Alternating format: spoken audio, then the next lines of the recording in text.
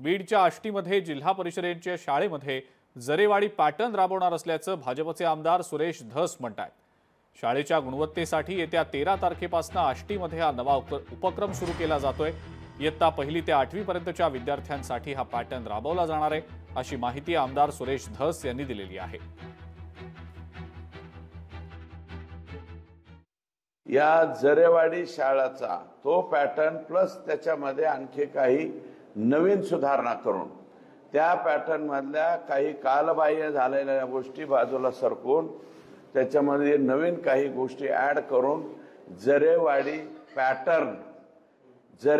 Pattern या नावानं जिल्हा परिषदेच्या इयत्ता 1ली ते 8वी या वर्गामध्ये येणाऱ्या 13 तारखेपासून आष्टी मतदारसंघामध्ये हा नवीन पॅटर्न नवीन उपक्रम आम्ही त्या ठिकाणी चालू करतोय।